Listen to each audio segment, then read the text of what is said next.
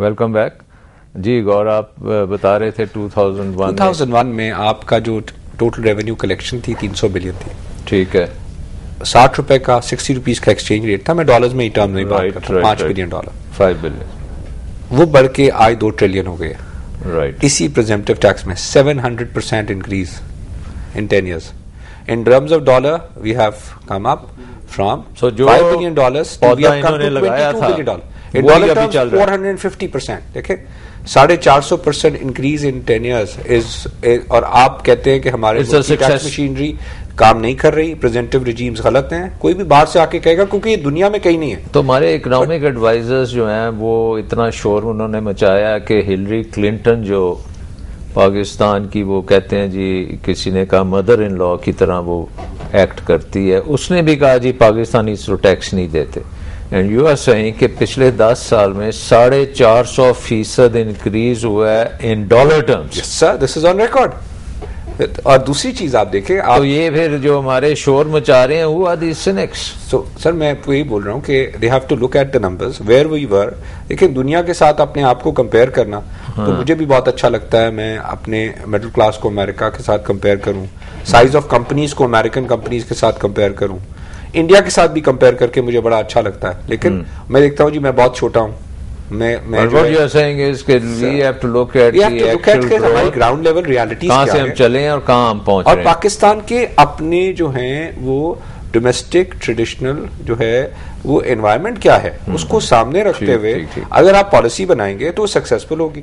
अगर आप अमेरिका से बनाएंगे तो नहीं सक्सेसफुल। व्हाट गौर सेइंग कि दिस इज फिनोमिनल परफॉर्मेंस कि आपके रेवेन्यूज 450% इन डॉलर टर्म्स बढ़े हैं, which is I think we should be rewarding the CBR। But हमारे जो इंडिपेंडेंट कह लें या अखबारों में जो आता है उसमें तो लगता है कि कोई बहुत बड़ा डिजास्टर है और we are the crooks and we avoid everything. तो क्या ये इस चक्कर में हम ये सिस्टम तोड़ तो नहीं देंगे जो एक सेट किया था उस जमाने में बना था?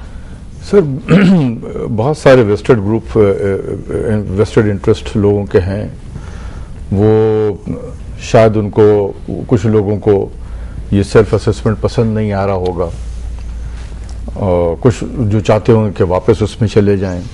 हो सकता है कि FBR के अंदर भी कुछ लोग होंगे जो कहते होंगे कि इसको डिरेल किया जाए, वापस उसी डगर में चला जाए। लेकिन एक चीज़ें जब चल पड़ती है ना, उसको डिरेल करना बहुत मुश्किल काम होता है। तो मेरा मतलब कस्टमर को सुनते रहेंगे तो फिर तो शायद डिरेल नहीं होगा। हाँ, लेकिन ये है कि इसको और मजीद बेहतर किया जा सकता है। अच्छा। सेल्फ असेसमेंट स्कीम को, और इसमें उसमें बेहतरी इस तरह के आ सकते हैं कि अगर हम ऑडिट के निज़ाम को बेहतर कर लें। ठीक है। तो अभी होता यह है कि मैं अगर इंडस्ट्रियलिस्ट हूँ, बिजनेसमैन हूँ, मैंने सेल्फ असेसमेंट किया और एक मैंने दे दिया, मुझे ये मालूम है कि मेरे पास कोई नहीं आएगा। लेकिन अगर ये खतरा हो कि मैं वो 4-5% रैंडम लोगों में आ जाऊंगा जिसका फुल ऑडिट होना है, अमेरिका में होता है, बाकी दुनिया में ऑडिट फुल ऑडिट होगा, तो मैं फिर भी मुझे खौफ होगा। आई थिंक हमने बहुत काम किया था ऑडिट के ऊपर and we had these top program भी था। फिर वो साउथ अफ्रीका से आपके एक्सपर्ट्स भी आए थे और यहाँ से फिर अमेरिकन भी आए थे। We were making that audit system. उसका क्या बना? बिल्कुल, देखिए, ये जो सेल्फ असेसमेंट का जो कॉन्सेप्ट है ना, it is definitely having audit as a test audit as part of the system.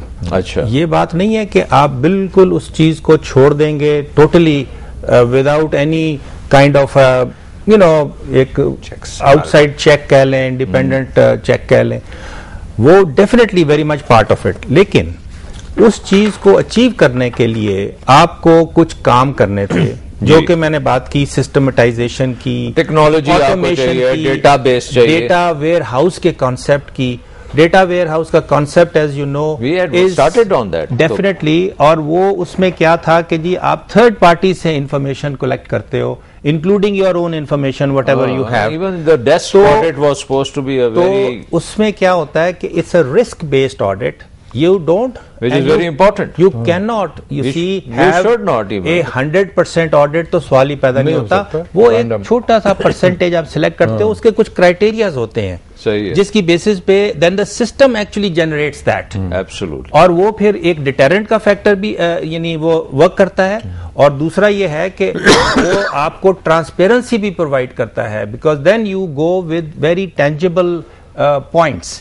ये नहीं है कि आप एड हॉक बेसिस पे जैसे हमारा हिस्टोरिकली होता रहा, unfortunately. Also you had technology program, I think कितने बड़ा था टाप प्रोग्राम? ये top program was about 150 million का प्रोग्राम था. आपकी कंप्यूटराइजेशन थी, मॉडलिंग थी, total getting your all these people to set up the databases and all that. बिल्कुल. और उसमें 90% कंप्लीट है, बहुत उसमें पेशरफ्त हो चुकी है. और अनफॉर्चुनेटली मैं देख रहा हूं कि उसमें कुछ we are not seeing the same momentum going forward. और वो एक बहुत इंपॉर्टेंट चीज है, and I keep emphasising to even the FBR even now, जब भी मुझे मौका मिलता है उनके साथ, कि भाई एक ये एरिया है, इसको हमने हर हालत में, एक सर्कल होता है ना, उसको आपको कंप्लीट करना है. बिल्कुल सही. क्योंकि आज मैं अखबार में पढ़ रहा था कि खबर थी कि जी FBR should select the audit, not the ITO. तो which suggested to me कि ये तो कोई हमने ITO को दे दिया इख्तियार के भाई जब वो करे दायर तो तुम ऑडिट करा दो. बिल्कुल. इस वक्त ये हुआ ना, इस वक्त ये हुआ कि वो बैक ट्रैकिंग वाली बात जैसे आपने की ना, वो unfortunately to a large extent some back tracking did take place. अब मसलन उन्होंने शुरू कर दिया हुआ 5-5 साल के नोटिसेज इशू कर दिए कि अच्छा जी आप हमें बताएं पिछले साल और उससे पिछले साल, और फिर हम ऑडिट करते हैं. और ये अब वो चीजें जो डिस्क्रेशनरी चीजें हैं ना, those are the things which I feel is not right. You want to have a systemic. तो अब आप इंटरेक्ट कर रहे हैं जो FBR के साथ, mindset is to continue with the reforms. You feel कि इट्स इन गुड हैंड्स. मैंने जैसे कहा कि बहुत सारा उसमें जो सेटबैक डेफिनेटली हुआ. हमने मसलन आपको याद होगा कि कुछ प्रोफेशनल्स को इंडक्ट किया था as members. Right. You know, एक रिसर्च विंग है, एक IT विंग है, एक आपका ऑडिट का विंग है. You know, you inducted 4 or 5 market based professional people. बिल्कुल. And I was so sorry to see कि एक पहला काम ये हुआ था 2008 में कि जो उनको फारग कर दिया. ये वैसे पाकिस्तान मुझे समझ नहीं आती सी बात है कि professionals have to go in the first transition, वो प्रोफेशनल्स को फारग कर. एग्जैक्टली. और so you bring in your own professionals. इसकी वजह है डॉक्टर जी. देखें, आप सारी, मैं फिर सिविल सेक्टर रिफॉर्म्स की तरफ आता हूँ, सिविल सर्विस रिफॉर्म. आप सारी जिंदगी एक ऑफिसर ने ग्रेड 18 से जो है काम करना शुरू किया, ग्रेड 22 की पूरे जो है FBR में 10 पोजीशंस हैं, या 21 की जो है वो 10 पोजीशंस हैं. अब आप कहेंगे वो 10 पोजीशंस पे आप प्राइवेट सेक्टर से लोग ले आएंगे और उनको उनसे 10 गुना ज्यादा सैलरी पे रख लेंगे. So my point of view here is कि सर पहले आप अपने लोगों को जो है प्लीज लुक एट देम, और उन लोगों को उनकी जरूरियात के हिसाब से उनके स्ट्रक्चर्स दें. Otherwise they will continue to rebound back because they are interested in those packages. एक टू, इसमें आपने एक और बात कही कि बाहर से लोग लाए और जो है वो उसके बाद पहले स्टेप में ही निकाल दिया. जैसे अब्दुल्ला यूसुफ साहब लाए थे, अगर 3 साल मिल जाते इनको उन सिस्टम में, उन लोगों को एब्जॉर्ब कराने में, उस कल्चर में एब्जॉर्ब कराने में, तो और वो पूरी रेवेन्यू सर्विस समझती कि वाकई वो इसके फायदेमंद है, तो जो एक सिस्टम को लाया, उस लाने के बाद उसको वक्त नहीं मिला तो लेकर कंटिन्यू कर सकते. तो उसकी कंटिन्यूटी को जब आप ब्यूरोक्रेसी में लेके आते हैं, ब्यूरोक्रेसी उसको रिजेक्ट करती है. सेंस ऑफ ओनरशिप चाहिए. वो तो डेफिनेटली होता है, हमारी साइकी है.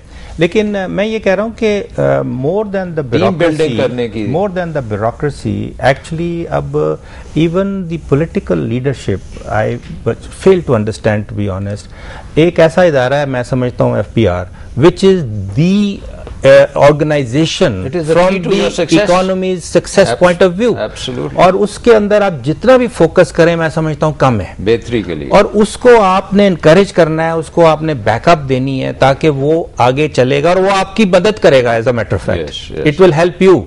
लेकिन हम पता नहीं क्यों इस चीज को नहीं समझ पाते. We reduce the tax rates जी जी मैक्सिमम को आप 25 पे लेके आए, फिर you had all the slabs ताकि एक स्लैब से अगले स्लैब में जाते हुए कोई बड़ी जंप ना लगानी पड़े जी। तो अब वो सीम टू बी अभी हम सुन रहे हैं कि अब बजट में कोई इस तरह की बात की जा रही है, करें आप देखते हैं बजट में क्या फैसला होगा। But do you think they will increase the rate above 25%? वो तो नहीं करना चाहिए। Well according to the statement of the finance minister, जो उन्होंने more than once he is being making the statement कि कोई किसी किस्म की टैक्स इंक्रीज जो है वो नहीं की जाएगी। So let's hope that doctor साहब आप क्या समझते हैं, tax rate should come down? देखिए सर, ये तो एक बेसिक प्रिंसिपल है गुड टैक्सेशन सिस्टम का कि अगर रेट ज्यादा होगा तो the chances of evading taxes जो है वो ज्यादा हो जाते हैं। इसीलिए मैं बार बार ये बिजली की कीमतें हम बढ़ा रहे होते हैं, इसीलिए मैं कहता हूं कि भाई this is just like a tax rate. अगर आप टैक्स रेट को बढ़ाते जाओगे, लोग आज दे रहे हैं कल नहीं देंगे टैक्स, वो एक मेंटल बिल्कुल इसी तरीके से आप बिजली की कीमत बढ़ाए जा रहे हैं, आज मैं दे रहा हूं कल नहीं दे सकूंगा। फिर जो स्टैंडर्ड ऑपरेटिंग प्रोसीजर है हमारे सिस्टम में, मैं भी वो रास्ता अख्तियार कर लूंगा, तो हम रेट बढ़ाकर हमें रेवेन्यू कम मिलेगा। तो ये जो है मेरा अपना यह है कि आप बेस को बढ़ाएं। 25% जो इनकम टैक्स रेट का कैप है, can we bring it down to 20? मेरे ख्याल में कोशिश करने में कोई हर्ज नहीं है। अगर कॉर्पोरेट टैक्स रेट, कॉर्पोरेट को भी नीचे, आई थिंक जो इनकम टैक्स और कॉर्पोरेट टैक्स को बराबर एक ही सतह पे लाने का, ये तो एक पहले से एक one of the part of the reform agenda था। सर आपको याद होगा कि कॉर्पोरेट टैक्स रेट्स एक तरफ were as high as 65% for banks, 55% for the private limited and 45% for public limited. ये भी एक रिफॉर्म थी कि और ये ओवर अ पीरियड इसको आपने कम करके एट पार किया at 35। Now I believe next stage we were talking about taking it down. Exactly, क्योंकि देखिए ना, अगर आप और एसएमईज का तो I remember we took it down to 20%। जी, एसएम जो स्मॉल कंपनीज जो हमने इंट्रोड्यूस कराई थी उसका रेट 20% और ये 35%, और उसको 35% को डेफिनेटली आई फील के it has to be brought down also. और फिर आप उसको जो रेट्स अभी 25% वाली बात है in the case of individuals और पार्टनरशिप्स, उसको एट पार आना चाहिए। It may not be possible overnight, but over a period of time हम इसको कर सकेंगे। शॉर्ट ब्रेक एंड वापस आके डॉक्टर साहब मैं ये पूछना चाहूंगा कि आपकी क्या प्रोजेक्शन है for the budget this year's revenue. We'll take a short break.